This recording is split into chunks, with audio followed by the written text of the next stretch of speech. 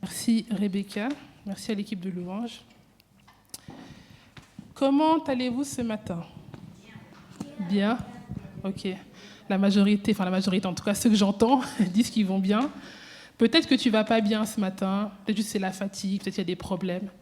Mais je crois que quand on se rassemble dans la présence de Dieu, eh bien, il y a toujours quelque chose qui se passe, qui vient répondre à un besoin, à ton besoin d'une manière ou d'une autre. Donc ma prière ce matin, c'est qu'on puisse avoir chacun le cœur ouvert. Malgré les situations, malgré les préavis, malgré les conceptions mentales, le message de ce matin va nous inviter tous, et je m'inclus dedans, à abattre des forteresses, à abattre des raisonnements qui peuvent paraître logiques, mais qui ne sont pas de Dieu. Amen. Puis là, on était les vacances, il y a beaucoup de gens qui sont partis, mais vous êtes là. Gloire à Dieu. Dieu n'est jamais en vacances. Et c'est une bonne chose de se rassembler et de continuer malgré tout à écouter sa parole. Vous avez entendu la semaine passée qu'on était une petite équipe à partir. On est parti une semaine au Rwanda pour visiter une mission qui s'appelle l'IA. C'est Florence Mwindi qui l'a fondée, qui est venue prêcher plusieurs fois la parole ici. Et l'IA est implantée dans différents pays, majoritairement d'Afrique. Et leur cœur, c'est vraiment de passer au travers des églises pour amener l'évangile, mais de manière holistique. Donc c'est un terme qu'on entend souvent, qui peut sembler ésotérique, mais en fait, holistique inclut l'esprit, l'âme et le corps. Donc pas seulement aller vers des gens pour leur prêcher l'évangile, mais qu'ils puissent vivre l'évangile de manière totale. Donc dans leurs besoins économiques, sociaux, spirituels, émotionnels, financiers, de vraiment répondre, basé sur la parole, à tous leurs besoins. Et donc on a passé 7 jours avec cette mission à visiter différentes églises, voir comment elles impactent la population. Et on a pu entendre aussi le témoignage de plusieurs bénéficiaires, comment l'impact de l'IA au travers de l'église a totalement, mais radicalement et littéralement changé leur vie. Alors pour introduire le message de ce matin, je vais vous parler d'un homme. C'est un des témoignages qui m'a le plus marqué. Est-ce que Pavel, tu peux mettre la première image, s'il te plaît? Alors l'homme que vous allez voir, que vous voyez maintenant, s'appelle Jean-Baptiste, si je me souviens bien. Donc c'est celui qui est à côté de Thierry. Thierry avait prié pour lui à la fin de son témoignage. Et donc, pour vous expliquer un peu, Jean-Baptiste, donc, il habite à Kigali et il a 5 enfants. Donc il est papa, il a un certain âge, disons. Il a 5 enfants et il y a 5 ans en arrière, il était formé en tant que maçon. Il savait faire de la maçonnerie et il cherchait du travail. Chez lui, tout le monde avait faim, les ressources financières n'étaient pas suffisantes. Et du coup, chaque matin, il allait en ville pour espérer être engagé, ne serait-ce que pour la journée, pour avoir un peu de travail et pouvoir subvenir aux besoins de sa famille. Et du coup, souvent, il rentrait bredouille. Donc, il arrivait à la maison, sa femme disait « Est-ce que tu as de l'argent ?»« Non, j'ai pas d'argent. » Donc, ça créait beaucoup de soucis au niveau du couple. À cause du besoin, ça mettait des tensions dans la famille. Et à cause d'un besoin économique qui est nécessaire, toute sa famille se trouvait sous tension. Et j'aime beaucoup parce qu'il a dit « Avant, j'étais chrétien, mais j'étais un chrétien qui avait faim. » Voilà. Donc, ça existe des chrétiens qui ont faim. Et du coup, à l'église, il a été identifié comme une personne qui pouvait recevoir une des formations de l'IA. Et il faut savoir que lui, parce que si vous voulez, beaucoup de gens au Rwanda, pas tous, mais en tout cas ceux qui vivent dans des milieux plutôt ruraux, vivent grâce aussi à l'agriculture. Donc ils plantent soit des haricots, du manioc, etc. Ils peuvent cultiver pour ensuite aller vendre au marché et se faire de l'argent de cette façon. Sauf que lui, Jean-Baptiste, par rapport à ce qu'il savait de comment les choses marchaient, il était persuadé que pour avoir une parcelle de terrain à traiter, disons, il fallait en être propriétaire. Donc il fallait acheter un terrain et soit avoir hérité d'un terrain. Et du coup, durant cette formation, il a eu un déclic, mais qui a changé radicalement sa vie. Le déclic qu'il a eu, c'est qu'on lui a dit, mais en fait, le terrain, tu peux le louer. Tu n'as pas besoin d'acheter un terrain, tu peux louer un terrain. Et cette simple information, qui pour nous peut sembler banale, lui, ça a changé sa vie.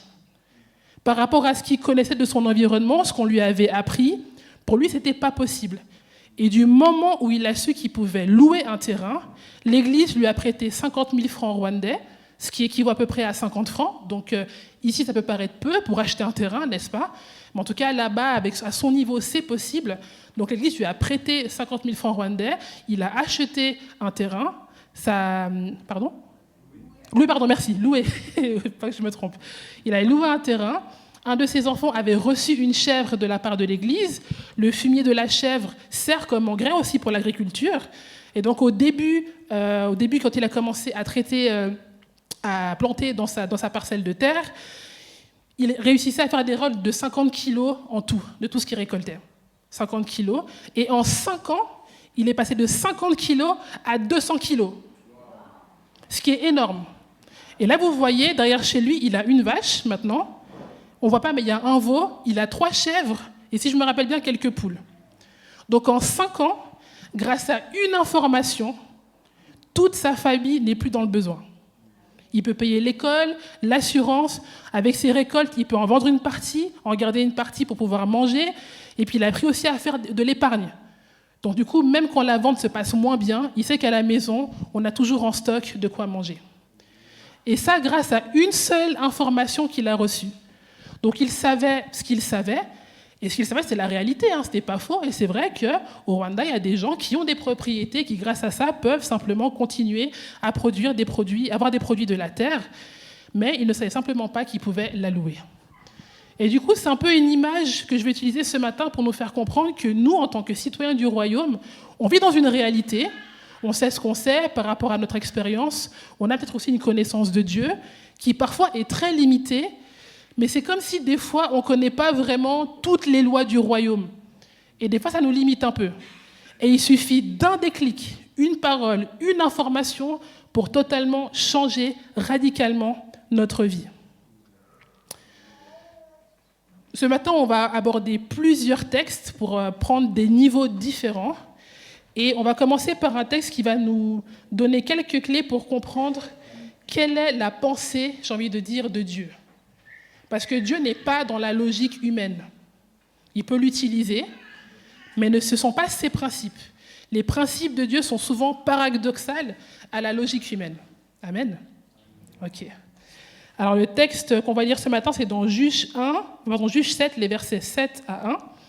Et pour donner un peu de contexte, donc le livre des Juges, on est après la mort de Josué, qui a conduit le peuple pour la terre promise. Donc c'est la génération qui rentre en terre promise. Josué décède et le peuple crie pour recevoir encore des leaders qui vont continuer à diriger le peuple. Malheureusement, les Israélites continuent leurs petites bêtises, à être un peu infidèles, et comme punition, Dieu décide de les livrer entre les mains des Madianites. Donc les Madianites qui sont un peuple et qui ils viennent vraiment terrasser toutes les richesses des Israélites. Donc à chaque fois qu'ils ont des récoltes, les Madianites viennent et ils prennent tout. Ils prennent leur bétail, leur blé, tout. Et même dans Juge, ils comparent les Madianites à un essaim de sauterelles qui vient tout ravager. À chaque fois qu'on veut avoir un peu à manger, ils viennent tout ravager. Donc un peu ce souvenir de l'Égypte qu'ils ont quitté, comme une plaie qui vient encore tout ravager sur leur chemin. Et donc à cause de ça, les Israélites commencent à crier à Dieu. Dieu leur répond en envoyant Gédéon qui l'établit, Gédéon qui est le plus jeune de sa famille, qui fait partie du clan le plus petit de la tribu de Manassé, mais que Dieu choisit en lui disant « Vaillant héros, l'Éternel est avec toi, je t'ai choisi pour délivrer Israël de la main des Madianites. » Du coup, je vais lire les versets 1 à 7 de Juge 7. Jérobaal, c'est-à-dire Gédéon, et tout le peuple qui était avec lui se levèrent de bon matin et installèrent leur camp près de la source de Harod. Le camp de Madian se trouvait au nord de Gédéon, vers la colline de Morée, dans la vallée. L'Éternel dit à Gédéon, « Le peuple que tu as avec toi est trop nombreux pour que je livre Madian entre ses mains. Il pourrait en tirer gloire à mes dépens et dire, c'est ma main qui m'a délivré. Proclame donc le message suivant aux oreilles du peuple. Que celui qui a peur et tremble retourne chez lui et quitte la région montagneuse de Galade. Il y eut 22 000 hommes du peuple qui retournèrent chez eux et il en resta 10 000. L'Éternel dit à Gédéon, le peuple est encore trop nombreux. Fais-les descendre au bord de l'eau, et là je ferai pour toi un tri parmi eux. Celui à propos duquel je dirai que celui-ci aille avec toi, ira avec toi. Et celui à propos duquel je dirai que celui-ci n'aille pas avec toi, n'ira pas avec toi. Gédéon fit descendre le peuple au bord de l'eau, et l'Éternel dit à Gédéon, tous ceux qui laperont l'eau avec la langue comme le ferait un chien, tu les sépareras de tous ceux qui se mettront à genoux pour boire. Ceux qui lapèrent l'eau en la portant à la bouche avec leurs mains furent au nombre de 300. Et tout le reste du peuple se mit à genoux pour boire. L'Éternel dit alors à Gédéon, c'est par les 300 hommes qui ont lapé l'eau que je vous sauverai et que je livrerai Madian entre tes mains, que tout le reste du peuple reparte, chacun chez soi. Amen. Donc, moi, je n'ai jamais fait l'armée, je n'ai pas fait l'armée, je ne suis pas soldat, militaire, je ne connais rien de tout ce qui est défense nationale. Mais juste d'un point de vue logique, si demain je dois aller combattre une armée, on va dire qu'ils sont 10 000, je prends le maximum de personnes pour être sûr de bien les tabasser. Il faut qu'ils soient formés, mais en tout cas, il faut qu'on soit assez nombreux pour être sûr de gagner la bagarre. Moi, je me rappelle quand j'étais au cycle, malheureusement, il y avait beaucoup de bastons à l'époque, des gens qui se donnaient rendez-vous. Les gens s'assuraient d'être assez, soit pour se battre, soit pour se défendre, mais il fallait une stratégie qui soit logique. Parce que s'ils sont 3, je ne peux pas être toute seule à me battre. Il faut qu'on soit plusieurs. Et là, ce qui est fou, c'est que Dieu dit, non, vous êtes trop nombreux. Sachant que les Madianites sont comme un essaim de sauterelles. Donc on ne sait pas combien ils sont, mais ils sont beaucoup. Et avec les 32 000 hommes qui sont là, Dieu dit non, si vous battez à 32 000, vous allez dire c'est vous qui avez fait. Et parce que c'est moi, on va enlever quelques personnes. Donc la première logique de Dieu, en tout cas sa première volonté, c'est que pour lui, peu importe ce qu'il fait, quand il lance un mouvement, c'est pour que la gloire lui revienne. C'est toujours comme ça. Peu importe qu'on soit 1, 2, 3, qu'on soit chinois, congolais, vénézuélien, Dieu veut, il utilise qui il veut, il fait ce qu'il veut quand il veut, mais le but ultime, c'est que le résultat fasse que la gloire lui revienne. Et aussi que l'homme réalise que ce n'est pas par ses propres forces, forcément, mais c'est grâce à l'Éternel qui est avec lui. Le deuxième point, c'est que Dieu a besoin de personnes en particulier. Et puis il dit justement, au verset 3, que celui qui a peur et tremble retourne chez lui. Celui qui a peur et qui tremble. C'est légitime en tant qu'être humain. Tu vas à la guerre, il y a un essaim de sauterelles qui t'attend. Oui, tu claques des genoux. C'est un peu normal. Mais Dieu dit non. Celui qui a peur et qui tremble rentre chez lui. Le deuxième peut-être principe, c'est que la peur ne glorifie pas le Seigneur. Ça peut paraître rude, hein. On est tous sujets à la peur. C'est pas, c'est pas quelque chose qui est insurmontable, mais il y a un certain niveau où quand Dieu lance un mouvement pour un objectif précis, particulièrement quand il s'agit de combat, il ne peut pas utiliser des gens qui sont dans la peur. Pourquoi ? Parce que Dieu préfère des personnes courageuses, certes, mais aussi qui ont la foi. Parce que c'est sur sa parole que les gens s'en vont. C'est pas pour suivre Gédéon. Gédéon suit la parole de Dieu. Dieu lui a dit, je t'ai choisi toi pour aller vaincre les Madianites, et il lui a assuré la victoire. Donc il a besoin de personnes qui sont assurées de ce que Dieu a dit et qui lui font confiance, à tel point qu'il passe de 32 000 à 10 000. Donc Dieu permet que près de 70% de toute une armée rentre à la maison. Et 10 000 pourraient lui suffire. Mais il ne s'arrête pas là. Il dit non, vous êtes encore un peu trop. Du coup, on va encore faire un tri. Et du coup, il dit que c'est seulement ceux qui ont lapé l'eau comme des chiens. Donc des gens qui se mettent par terre et qui lèchent l'eau comme des chiens. Qu'est-ce que ça peut bien signifier ? À la base, des personnes qui se mettent à genoux et qui boivent l'eau de manière très normale, très religieuse presque.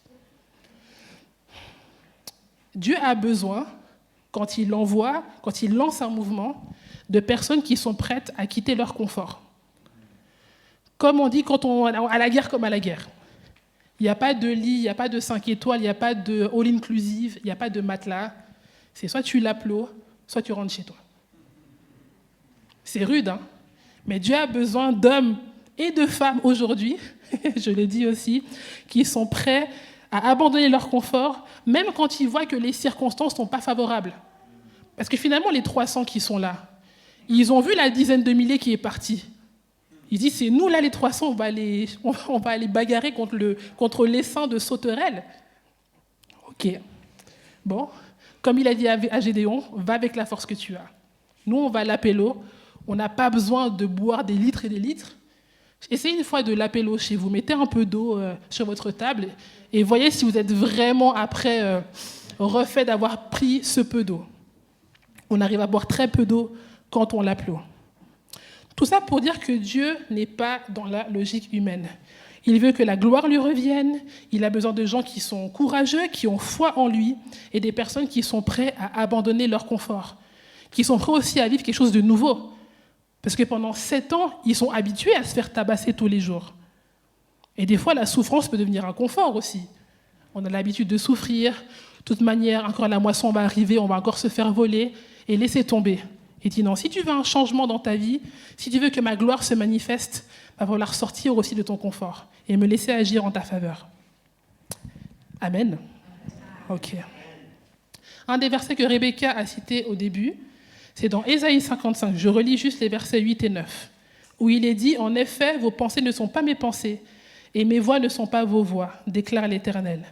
Le ciel est bien plus haut que la terre, de même mes voix sont bien au-dessus de vous, et mes pensées bien au-dessus de vos pensées. » Je ne sais plus en quel... Moi, les dates, c'est très compliqué, mais bon, on va essayer. Si je ne me trompe pas, c'était en 2017. Je suis partie avec une amie au Mozambique. Je crois que j'ai déjà raconté, mais je vais raconter encore, pour que vous compreniez comment ce verset a fait sens dans ma vie récemment. Parce que des fois, on dit la Bible, mais Dieu est le même hier, aujourd'hui, éternellement. Donc, il faut aussi témoigner de ce qu'il a fait. Donc, on est parti au Mozambique, et c'était la première fois qu'on partait dans une perspective d'un voyage vraiment pour le Seigneur. Donc, on voulait visiter une mission au Mozambique qui s'occupe des enfants, et partir après au sud, en Afrique du Sud, faire une sorte de safari pour un peu voir des animaux... kiffer la vie, quoi. Voilà, c'est normal. Et du coup, on était encore étudiante, donc on s'est dit, pour préparer le voyage, on va se voir toutes les semaines pendant des mois, et tous les mercredis, on s'est vus pour prier pour ce voyage, que Dieu guide par rapport aux rencontres, par rapport à tout ça. Et dans le top 3 des sujets de prière qu'on avait, c'était les finances. On s'est dit vraiment, on veut que les finances suivent, parce que voilà, on ne roule pas sur l'or, on est étudiante, on n'avait pas des salaires très élevés. Du coup, on savait, au vu du voyage qu'on voulait faire, qu'il fallait vraiment que Dieu pourvoie. Du coup, on prie, etc. On a économisé, on part à ce voyage. On visite la mission qui s'occupe d'enfants. On pensait pouvoir amener plein de choses, acheter des cahiers, etc. Mais ils avaient tout. Juste une chose, on a remarqué qu'ils étaient en train de construire un nouveau bâtiment pour les enfants et qu'il forcément fallait des fonds pour continuer à amener le ciment, etc. Donc on s'est dit, bon, on fait un don pour aider un peu à la construction. Du coup, un soir, on réfléchit, on se dit, on donne combien ? Puis nous, on a notre budget assez serré pour chaque jour. Pendant 2 semaines, on est 2 filles à l'autre bout du monde. On ne peut pas blaguer et puis avoir d'argent. C'est pas possible. Mais il y a un montant qui nous vient en tête, et ce montant, c'est l'équivalent à peu près de 2/3 du budget qui nous restait. À savoir qu'on avait 2 semaines, on était à peine le jeudi de la première semaine. On réfléchit, on se dit, bon, Seigneur, est-ce que c'est vraiment toi ? Est-ce que c'est nous qui exagérons peut-être ? On a dit, bon, c'est quoi, on donne. Si on doit manger du riz tous les jours, on est en Afrique, c'est magnifique, on s'en fiche. Donc, on a donné ce montant, on est parti. Et la veille du départ pour l'Afrique du Sud, on va changer l'argent. On va changer l'argent dans un change, on rentre, et puis on dit, bah bien, on compte comme ça, vraiment, avec ce qui nous reste. On prévoit chaque jour combien on doit dépenser. Et du coup, on commence à compter, et c'est comme si on était devenus bêtes. On n'arrivait plus du tout à compter. On comptait en boucle, on dit, mais attends, comment on fait là, je ne comprends pas. Il se passe quelque chose de très bizarre, et je commence à avoir chaud. J'avais un pull, j'enlève mon pull, et je vois une liasse de billets qui tombe par terre. Une liasse de billets, attachée avec un élastique, par terre. Je dis parce qu'il y a une témoin, elle n'est pas ici, mais je n'étais pas toute seule. Une liasse de billets qui tombe par terre, on se regarde, on se dit, mais attends... C'est vrai qu'on cachait un peu de l'argent partout sur nous au cas où, mais là, c'est quand même une liasse de billets avec un élastique. On se dit, mais... Ok, on ramasse, on ouvre la liasse, on commence à compter. Il y avait beaucoup d'argent, il y avait des rands, donc la monnaie sud-africaine, et des méticales du Mozambique.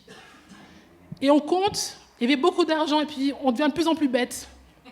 Et je lui dis, mais on n'arrive pas à compter. Et dans ma tête, je repense au passage où David dénombre le peuple. Et que Dieu lui dit, stop. Et je me dis, c'est quoi, arrête de compter. Arrête de compter, on va aller avec ça, et on verra ce que Dieu fait. Du coup, on est parti en Afrique du Sud. On a vécu des dépenses qu'on n'avait même pas anticipées, parce qu'on avait oublié que là-bas, le matin, il faisait 3 degrés et l'après-midi, il faisait 30. Du coup, on était venu avec que des shorts. Et du coup, on a dû acheter des manteaux, etc. Et on a dépensé beaucoup d'argent. Avec ce qu'il nous restait, on n'aurait jamais pu. Mais l'argent là qui est tombé de je ne sais où nous a sauvés. Il y avait tellement d'argent qu'on commençait à donner aux gens. On allait manger, on donnait aux serveurs, on donnait à tout le monde. Dans la rue, dans les marchés, on donnait. Les gens commençaient à pleurer. On disait, tenez. On n'arrivait pas, on ne comprenait pas. On a fait tout le tour en Afrique du Sud. On est rentré au Mozambique. La veille du départ en Suisse, on avait encore de l'argent. On s'est dit, c'est quoi, on va au restaurant. On va au restaurant, on finit cet argent. Ça devait être presque un fardeau. On a mangé entrée, plat, dessert. On a pris les meilleurs cocktails. On avait encore de l'argent. Jusqu'à un moment, j'ai pensé, je ne sais pas si vous connaissez le conte du pantalon du diable. Bref, c'est un vieux conte où un homme vend son âme au diable contre un pantalon duquel sort beaucoup d'argent. Et je me dis, j'espère que je n'ai pas vendu mon âme. Je commençais à paniquer. J'ai dit, j'espère que je n'ai pas fait quelque chose de bizarre. J'ai dit, bon, Seigneur, on sait que c'est toi finalement, tout va bien. Le jour du départ, on a encore de l'argent. On dit, bon, à l'aéroport, ils ont toujours des restaurants hyper chers. Viens, on y va, on mange encore. Avec nos gros ventres, on va à l'aéroport. On mange, entrée, plat, dessert, fromage, apéritif, tout ce que vous voulez. Il reste encore de l'argent. Finalement, on donne au serveur. Le serveur, il pleure. On est là, purée.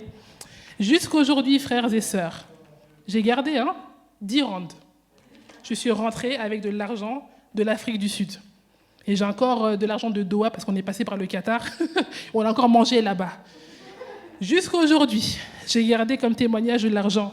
Je ne suis pas retournée là-bas, de l'Afrique du Sud, qui me reste encore.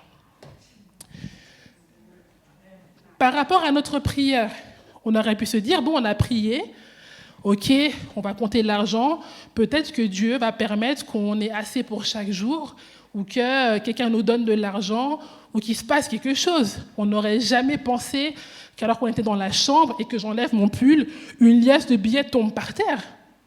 Ce n'est pas logique. On s'est même demandé, on a essayé d'avoir une logique de se dire, c'est quoi, on compte, mais on n'arrivait pas à compter. Notre logique humaine ne fonctionnait pas. Et ça devenait presque un péché. Au point où on s'est arrêté, on s'est dit, c'est quoi, non, essaye pas de comprendre. Reçois juste la grâce de Dieu, va avec la force que tu as, et jour après jour, il a réellement pourvu. Amen. Et sachez aussi que cette expérience m'a tellement marquée / traumatisée, c'est un peu les deux, que je me suis dit, plus jamais, Sidi, tu t'inquiètes pour l'argent. Plus jamais. Plus jamais. Et quelque part, on sait aussi que, oui, la prière a porté du fruit, mais c'est la semence aussi qu'on a donnée à cet endroit. Pourtant, ce n'était pas beaucoup, peut-être, en termes d'argent, ce qu'on a donné, mais juste l'obéissance de donner ce que Dieu avait mis comme montant exact a permis que pendant le reste du voyage, nous n'avons manqué de rien. Et des années après, j'ai arrêté de travailler. Pendant 1 an, je pensais trouver du travail rapidement. J'en ai pas trouvé. Et pendant 1 an, je n'avais pas de salaire, mais je n'ai jamais manqué de rien. Et jusqu'à aujourd'hui, je ne saurais pas expliquer. Et je payais ma dîme, je donnais ma dîme. J'avais 5 francs, je donnais la dîme de 5 francs. C'est pas grave. Et Dieu a quand même pourvu. C'était pas très facile, c'est quand même difficile. J'ai pas pu faire des activités, partir en voyage et tout. Mais dire que j'ai manqué, ce serait faux. Pendant 1 an, j'ai vécu normalement. Donc Dieu pourvoit et il honore ceux qui honorent sa parole et qui lui font réellement confiance. Du coup, là, on est passé de l'Ancien Testament. Je vous raconte un peu ma vie, en tout cas de ce que Dieu a fait dans ma vie. Mais passons au Nouveau Testament. Au Nouveau Testament, donc on a vu la logique, enfin en tout cas la pensée de Dieu. Et dans le Nouveau Testament, il y a tout un groupe de personnes qui s'appellent les scribes et les pharisiens, qui sont l'image même de ce qu'on appelle la religiosité. Ces hommes sont remplis de religiosité. Et ce qu'il faut comprendre, c'est que l'origine des pharisiens, elle est un peu assez floue. On ne sait pas exactement comment ce mouvement est né. Mais ce qu'il faut comprendre, c'est que 2 siècles avant Jésus-Christ, il y a les Grecs qui vont envahir, en fait, le Proche-Orient ancien, si vous voulez. Il y a l'Empire grec qui va s'installer. Et en s'installant, ils vont aussi venir imposer leur religion, donc tout le panthéon grec, etc. Et il y a des Juifs qui vont commencer à prendre goût en fait à ce qu'amènent les Grecs, pas seulement au niveau de la culture, mais aussi la culture cultuelle. Donc ils vont commencer aussi à accepter leur Dieu, à considérer leur religion, à tel point qu'il y a une guerre qui va éclater qui s'appelle la révolte des Maccabées, qui va opposer les Juifs traditionnels, qui veulent garder vraiment la tradition de la loi, la Torah, l'Ancien Testament, si vous voulez, pour faire court, et ceux qui veulent être un peu plus modernes, qui veulent s'adapter à ce que les Grecs apportent. Et du coup, les pharisiens, leur mouvement serait venu de là. Des gens qui ont décidé de se mettre à part pour continuer à être fidèles à la pensée de Dieu. Mais parce qu'ils sont nés, leur héritage est né d'une volonté de contrôler, de conserver quelque chose, ça va les rendre religieux. Ce n'est pas forcément un mouvement qui est né de choses mauvaises, mais la manière dont ils ont évolué les a amenés à privilégier la loi plutôt que le Dieu de la loi. Du coup, on va aborder la religiosité avec différents points. Je les ai repris du pasteur qui s'appelle Claude Payen, qui a tout un enseignement sur la religiosité, mais je vais les reprendre avec 2 textes, si vous voulez, qui sont un peu différents de ce que lui a fait. Mais voilà, je rends quand même à César qui est à César. Le premier texte du Nouveau Testament qu'on va lire ensemble, c'est dans Matthieu 12, les versets 12 à 27. Pavel, si tu peux les mettre.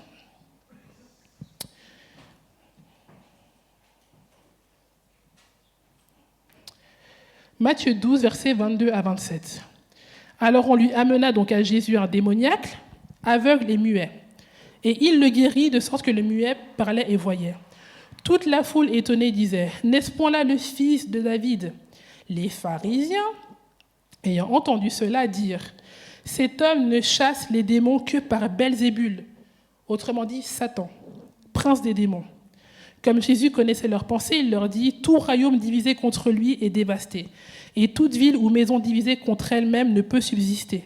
Si Satan chasse Satan, il est divisé contre lui-même. Comment donc son royaume subsistera-t-il ? Et si moi je chasse les démons par Belzébul, vos fils, par qui les chassent-ils ? C'est pourquoi ils seront eux-mêmes vos juges. » Une des premières caractéristiques de la religiosité, c'est la frustration. Les gens religieux sont des gens frustrés. Ils ne sont pas contents, ils sont tendus. Et là, pourquoi les pharisiens sont tendus ? Parce qu'en fait, Jésus attire la foule. Jésus attire la foule et il répond concrètement à des besoins. Mais eux n'y arrivent pas forcément. Ça fait des décennies, voire des siècles, en fait, qu'ils sont là, qu'ils étudient la loi, qu'ils érigent des traditions, ils écrivent comment interpréter les Écritures, etc. Et là, vous avez, à leurs yeux, un homme qui vient de Nazareth, en plus, donc pas terrible, comme si un homme, il vient des Paquis, il débarque comme ça, et il guérit les gens.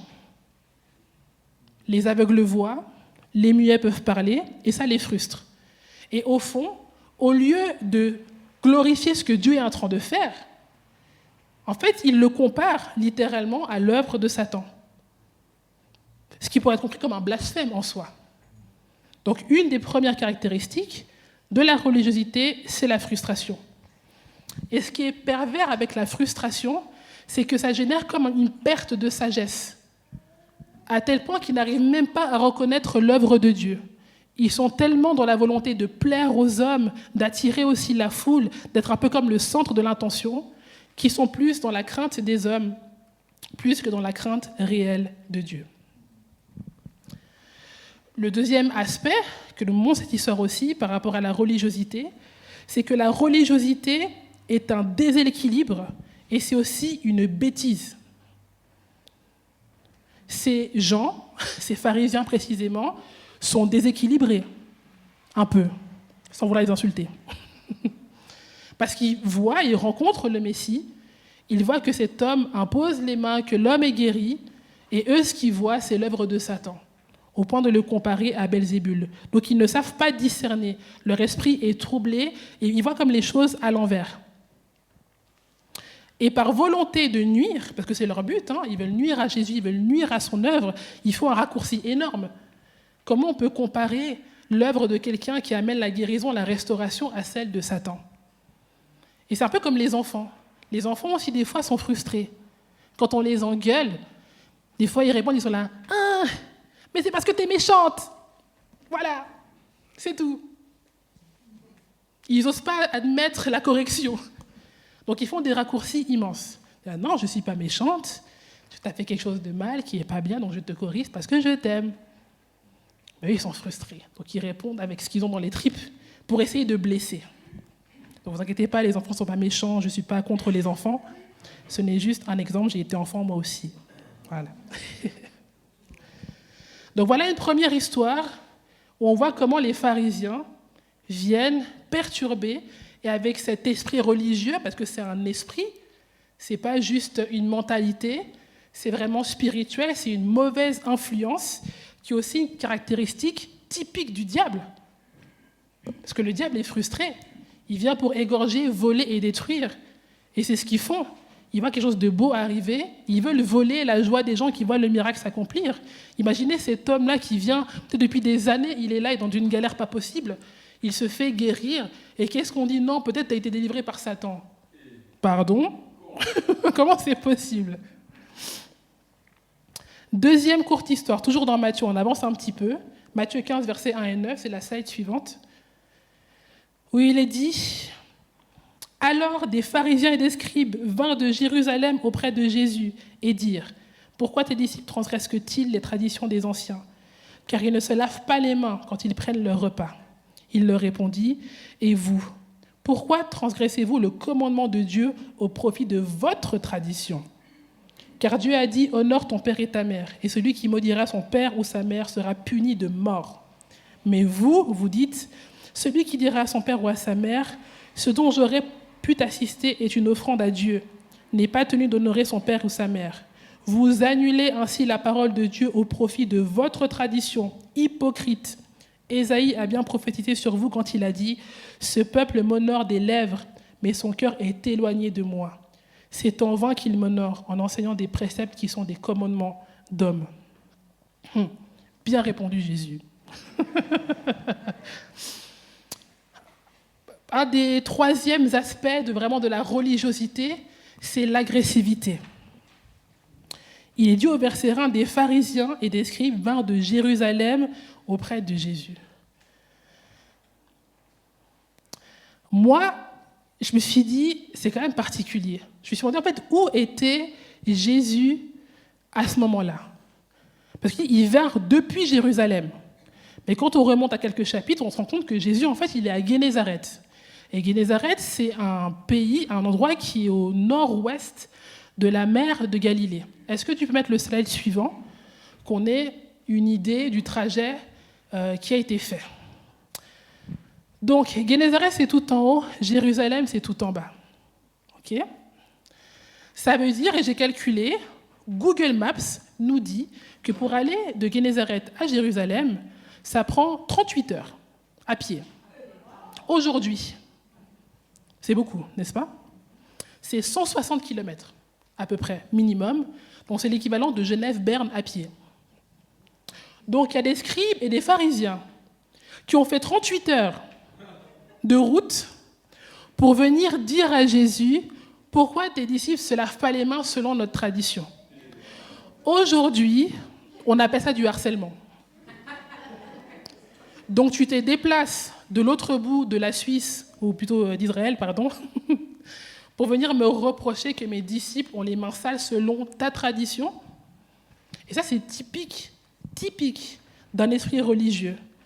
Quelqu'un qui, avec une petite chose, va venir te faire un reproche, mais qui ne fait même pas sens, et qui n'est même pas forcément le fond du cœur de ce en quoi vous croyez. Non, mais comment elle est habillée aujourd'hui? C'est bizarre. Est-ce qu'elle est vraiment chrétienne? Toujours des jupes courtes, toujours des pantalons serrés. Elle vient encore rabâcher, condamner, juger, etc. Toujours encore. Ça ne veut pas dire forcément que c'est faux. Hein. Il y a une tradition qui était là, qui a vraiment été établie par des hommes, selon peut-être les Écritures. Mais ils viennent, pas dans l'objectif de voir les disciples être sanctifiés, ou qu'ils puissent avoir une meilleure vie, ou être rapprochés de Dieu. Leur but, c'est de piéger, de condamner, pour eux se mettre en avant. C'est ça l'agressivité, essayer d'intimider. De dire, ah, mais pourquoi tu fais ça? Est-ce que c'est biblique? Mais le diable aussi connaissait la Bible. Quand il vient tenter Jésus, il lui cite les versets. Lui, il connaît la Bible. Il ne connaît pas le Dieu de la Bible. C'est la différence. C'est qu'ils ont une tradition d'hommes qu'ils ont bien ficelé. Ils voient les gens qui commencent un peu à s'écarter de ça, à vivre quelque chose d'authentique, de vrai et de vivant, et ça commence à leur faire peur. Ils commencent à être agressifs. Jésus répond, pas avec agressivité, mais avec autorité et vérité. Et souvent, on confond ça. Des fois, dans l'église, des gens sont blessés parce qu'on leur a dit des choses. Ce n'est pas forcément être agressif. Mais si des fois c'est nécessaire, suivant des comportements qui sont tenus, des fois il faut dire la vérité. Écoute, elle vient à l'église, déjà, sois contente. Ok, elle a des jupes courtes, des pantalons serrés, mais tous les dimanches, elle se rend dans la maison du Seigneur, elle cherche la face de Dieu. Son temps viendra d'évoluer, peut-être changer d'accoutrement. Ça appartient à Dieu. Mais soutiens-la, va la visiter, appelle-la. Au lieu d'accuser les gens, ta jupe, ta jupe, ta jupe. Et toi, ta bouche. Franchement, vous voyez? Des fois, on s'attarde sur les choses de l'apparence. Mais comme on dit, Dieu regarde au cœur. Combien j'ai vu de gens se faire vraiment laminer dans l'église et exagérer des ponts, en faire des montagnes pour rien du tout. Jésus les confond. Et vous, alors, regarde la poutre qu'il y a dans ton œil. Honore ton père et ta mère. Et ce qui est fou, c'est que la punition pour ne pas honorer son père et sa mère, c'est la mort. Hein. Ce n'est pas juste une tapette dans le dos et puis reprends-toi. Il les reprend avec quelque chose de fondamental, de la loi. Honore ton père et ta mère. Le 4e point, typique aussi de la religiosité, c'est la manipulation. On veut manipuler les gens. Jésus dit au verset 3, le commandement de Dieu au profit de votre tradition. En gros, il leur dit, non seulement vous ne dites pas la vérité, mais en plus vous ne faites pas la vérité. Vous prêchez, mais vous ne pratiquez pas. Et même vous détournez. Donc vous manipulez non seulement les gens, mais avant tout vous manipulez la parole de Dieu à votre avantage. C'est terrible quand même. Parce que leur tradition disait, non, je préfère donner de l'argent pour Dieu, la mettre au temple, mais si mes parents crèvent de faim, c'est pas grave. Faux. Et Jésus les ramène à la loi est claire. Honore ton père et ta mère. Et ce sens d'honorer son père et sa mère avait vraiment un sens vraiment financier de les supporter. Parce que les gens arrivent à un certain âge, ne peuvent plus subvenir à leurs besoins. Il n'y a plus de travail, ils ne peuvent plus travailler. Et c'est les enfants qui doivent aussi prendre le relais pour prendre soin d'eux. Et eux sont confondus. Ces grands religieux qui se mettent à part, qui jeûnent, qui prient, qui écrivent plein de choses, des tomes et des tomes, ne prennent pas soin de leurs parents. Et sont dans la manipulation. Et ça, c'est un piège, que ça vient détourner la vérité. Ils détournent la vérité pour leurs propres intérêts. Ils ne veulent pas que les disciples, justement, soient purs ou matures spirituellement, mais ils sont vraiment là uniquement pour prouver, pour montrer que c'est tourné vers eux. Finalement, le dernier point, il y en aurait peut-être plusieurs, mais là, c'est vraiment un résumé, serait même pu être le premier, l'orgueil. Waouh! Les religieux sont orgueilleux. Moi, je sais, hein. Moi, je connais la Bible. Moi, j'ai étudié des années. Moi, ça fait 20 ans que je suis dans l'église. Toi, tu connais quoi? Il faut que tu matures spirituellement. Mais ça, c'est biblique. Ça, c'est pas biblique. C'est comme ça et c'est pas autrement. Limiter, mettre Dieu dans des cases. Tu vois des choses, au lieu de dire que ça te dépasse, tu les juges. Mais est-ce que ça glorifie Dieu? Est-ce que les personnes qui sont là ont la foi, sont courageux, sont prêts à sortir de leur zone de confort pour suivre la voie de Dieu? Ça ne veut pas dire que Dieu fait des choses nouvelles, qu'elles sont forcément fausses. La nouveauté peut venir de Dieu, tant qu'elle est conforme à sa parole. Mais ça ne veut pas dire qu'on ne la connaît pas, qu'on ne la perçoit pas, que ce n'est forcément pas la volonté de Dieu. Combien de femmes, même moi, j'ai vu des choses, je me suis dit, ah, mais ça, je ne crois pas que ça vienne de Dieu. Mais sur quelle base? Parce que moi, je ne connais pas, je n'ai pas l'habitude. Ça me trouble un peu, donc je condamne. Mais c'est faux. L'orgueil précède la chute. C'est la Bible qui le dit, n'est-ce pas? Et l'orgueil, ça peut être subtil. Hein. On peut se croire humble, mais on est orgueilleux. Hein. Non, mais moi, je sais que j'ai des dons, mais voilà, je ne vais pas trop exposer ce que Dieu a mis en moi. Ou sinon, moi, je dois absolument faire ça parce que Dieu m'a appelé à, je dois absolument... Il y a dans tous les sens un peu d'orgueil. T'estimer au-delà de ce que Dieu te demande de faire. En gros, c'est ça l'orgueil. Et ça empêche justement Dieu d'agir. Et l'inverse de l'orgueil, c'est l'humilité. Et Jésus dit qu'il est humble et doux de cœur. C'est son caractère qu'on doit manifester normalement. Et l'humilité, quand elle est vraiment divine, renvoie toujours les gens à Dieu. Toujours. Ça te rappelle peut-être qui tu es, mais par rapport à qui Dieu est. Tandis que les orgueilleux, là, les pharisiens, ils renvoient toujours à eux, leur tradition, leur loi. Mais ce n'est pas ta tradition qui prime. Ce n'est pas la tradition de l'église Carouge qui prime. Non, on a peut-être des traditions, on a établi peut-être comment faire le culte. On fait ça d'abord, il y a la louange, après la prédication, mais ce n'est pas ça qui prime. C'est vraiment la parole de Dieu, le mouvement de l'Esprit. Et des fois, en tant qu'Église, on peut manquer des mouvements du Saint-Esprit à cause de la religiosité. Parce qu'on entend le mouvement de Dieu, on le perçoit, mais on l'adapte à nos plans. Subtil, mais ça empêche tout. Mais imaginez maintenant qu'on entend, on sent le mouvement de Dieu arriver et qu'on dit « Seigneur, nous voici, fais ce que tu veux ». S'il faut tout terrasser, tout recommencer, on terrasse tout, on recommence tout. Dieu a besoin de gens courageux, qui ont assez de foi pour le suivre et qui sont prêts à sortir de leur zone de confort. Qu'on ait 18 ans, 40 ans, 60 ans, 70 ans, Dieu est vraiment un Dieu qui nous bouscule. Et je crois qu'il veut nous bousculer aussi ce matin. Finalement, on n'est pas très peu, je veux dire pour le peu qu'on est, pour le nombre qu'on est ce matin. On a tous des domaines dans nos vies où on est assez étriqués. On se dit c'est comme ça. Et je crois aussi que la religiosité, ça je ne l'ai pas mis, mais c'est un point qui me vient, je l'ai un peu cité, mais c'est aussi lié à la peur. On a peur du changement. On a peur de ne pas reconnaître les choses. On a peur. Mais peur de quoi? Dieu est bon, il dit qu'il a des projets de bonheur et non de malheur, afin de nous donner un avenir et une espérance. Et la peur, c'est l'ennemi de la foi. Et je crois que la peur, c'est vraiment l'ennemi peut-être numéro 1 des chrétiens. C'est ce qui paralyse. Et quand on est paralysé, il ne se passe rien. Et personne n'est indispensable. Hein. Si Dieu dit « je vais susciter des pierres », si tu n'es pas disposé, tant pis, on ira là-bas. Mais moi, j'ai dit « mais je refuse, Seigneur. Moi, je veux que dans cette communauté, on puisse vivre ton mouvement et à 100%. On n'est pas parfait, on a des défauts, des qualités, mais Dieu, il s'en fiche un peu de ça. Il veut juste des gens disposés, qui sont prêts à suivre le mouvement, qui n'ont pas peur de la guerre, parce que c'est sa parole et on y va, c'est tout. Mais on aime beaucoup contrôler, on aime intellectualiser, avoir la logique, oui, mais si c'est comme ça, on devrait faire comme ça. Ça peut aider, Dieu peut passer à travers, mais que ça ne prime jamais au-dessus de son mouvement, du mouvement de l'esprit.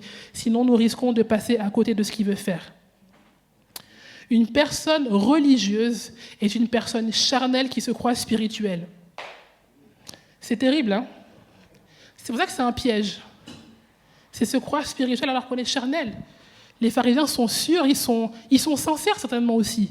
Ils ont peur, ils voient quelqu'un arriver qui fait des miracles, ils n'arrivent même pas à reconnaître le Messie, mais non, il faut respecter la tradition, si on fait comme ça ira pas. Ils sont dans une panique, ils se déplacent de Génézareth jusqu'à Jérusalem, ils font 38 heures de route. Vous imaginez le cœur de panique qu'ils ont? Au point où ils n'arrivent même pas à reconnaître le mouvement de Dieu, des gens charnels qui se croient spirituels. Quand on est religieux, on met Dieu dans nos plans alors que nous devons nous aligner au plan de Dieu. Ça demande beaucoup d'abandon, de baisser les épaules, au lieu d'être toujours attention comme ça.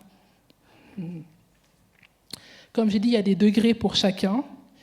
Avec l'aide du Saint-Esprit, on peut identifier dans nos vies quels sont les aspects sur lesquels chacun d'entre nous a peut-être cette dimension religieuse. Il y en a qui sont peut-être vraiment religieux, hein. Vraiment, c'est total, là, c'est toute ta vie, c'est ça. Dieu peut faire. Et je précise, je différencie les religieux des loups. Les loups, ils savent qu'ils sont des loups. Le religieux est comme un aveugle spirituel. C'est différent. Être religieux dans l'Église, ça bloque l'œuvre du Saint-Esprit. Comme on dit souvent, le Saint-Esprit, c'est un gentleman. Il ne va pas se forcer. Si tu es disposé, gloire à Dieu. Si tu n'es pas disposé, next. Comme il a dit, si tu as peur ou tu trembles, tu rentres chez toi. Moi, là, pour la guerre, j'ai besoin même de 300 hommes, même contre un essaim de sauterelles, mais 300 personnes qui sont prêtes à quitter leur confort pour me suivre et gagner la bataille. Parce qu'il parle d'une guerre, mais il assure la victoire. La perspective, elle est totalement différente. Normalement, quand on va à la guerre, on se dit, bon, on va à la guerre, mais on ne sait pas si on va rentrer vivant. On ne sait pas si on va gagner. Avec Christ, on sait que la victoire, elle est déjà assurée. Mais c'est un combat interne. C'est un combat interne parce qu'on a nos vécus. Mais moi, j'ai tellement souffert. Ça fait 10 ans que je prie pour ça, ça ne vient pas, Seigneur. J'ai vu telle personne vivre ça avant moi. Je ne comprends pas, mais moi, j'ai toujours fait comme ça. Mais si on change, qu'est-ce qui va se passer? Si tu as peur et tu trembles, rentre chez toi. Si tu n'as serait-ce qu'un peu de foi, grande comme un grain de moutarde, viens, on va à la guerre ensemble. Et je t'assure que tu auras la victoire. Ça ressemblera peut-être pas à ce que tu imagines, mais ça se fera quand même. Peut-être qu'un jour, tu enlèveras ton pull et tu verras une liasse de billets tomber par terre. Il faudra juste prendre et dire gloire à Dieu et partir et faire ta vie. Moi, j'ai un témoignage, vous en avez peut-être plein d'autres. Je vous invite à la fin du culte, au lieu de peut-être répandre vos fardeaux, de vous souvenir de ce que Dieu a fait et de vous le dire aux uns aux autres. C'est pas mal de répandre ces fardeaux, de dire voilà, moi ça va pas à tel niveau, mais souvenez-vous. Et c'est souvent ce que Dieu dit à son peuple dans le désert. Il dit mais souviens-toi d'où je t'ai pris. Je t'ai fait sortir d'Égypte. Vous avez traversé, j'ai ouvert la mer en deux, vous avez passé à pied sec. Est-ce que tu te souviens de la dinguerie que c'était?